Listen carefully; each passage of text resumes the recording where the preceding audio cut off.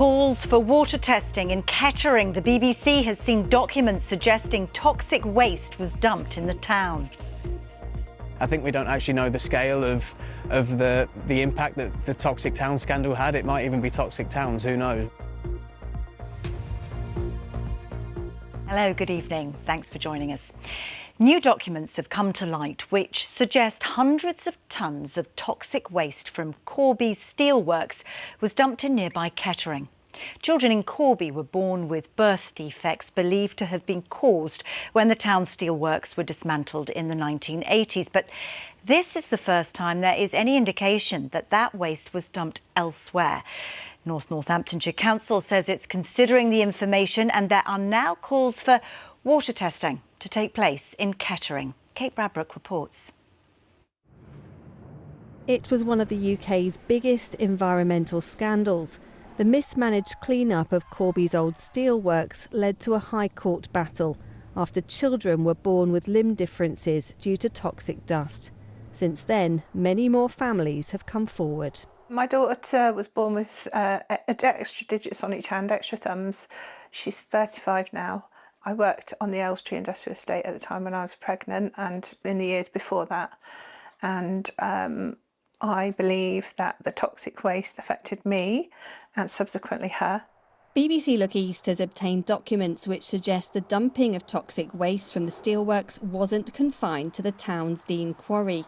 It's believed hundreds of tonnes were taken 12 miles away to Kettering, used to build haul roads and access roads in the town, as well as car parks in and around Corby.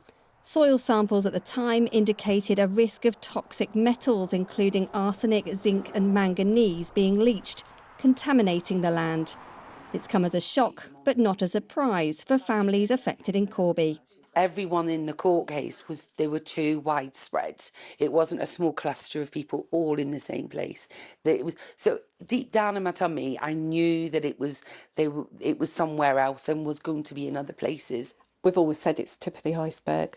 You know, the more we look into things, the more we find. And first court case was the tip of the iceberg.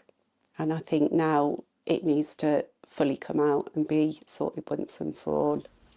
Des Collins represented Corby families in the original court case and says the council needs to provide records to show where the waste went. The main problems we suspect is we're going to find increasingly that because we've never been told where it is, people will start digging it up, not to dig the material up, but because you want to, you might want to build a housing estate, you might want to build a factory. You don't carry out the tests for it because you don't anticipate it's there. So you're going to find, and I have no doubt this is going to happen, that people dig down into it and expose it without even knowing what they're doing.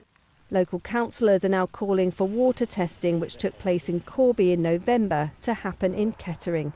They're backing calls for an independent public inquiry into the scandal. I think it absolutely should be extended, and not even just to Kettering either. It's probably worth extending that to North Northampton, maybe even the whole of Northamptonshire. I think we don't actually know the scale of the impact that the Toxic Town scandal had. It might even be toxic towns, who knows, which we obviously don't want. In a statement, North Northamptonshire Council say records from the now defunct Corby Borough Council do not show the movement of waste to sites other than Dean Quarry. But they say they've recently become aware of a document which indicates some waste may have been moved to another location, and they're currently considering that information. They say from a council's perspective, there is currently no evidence of a pollutant linkage or unacceptable risk to human health. Meanwhile, the Environment Agency says it recognises the concern of residents and that water testing carried out in Corby doesn't indicate any significant impact on the freshwater environment. For families already affected, their fight for a public inquiry goes on. Kate Bradbrook, BBC Look East in Northamptonshire.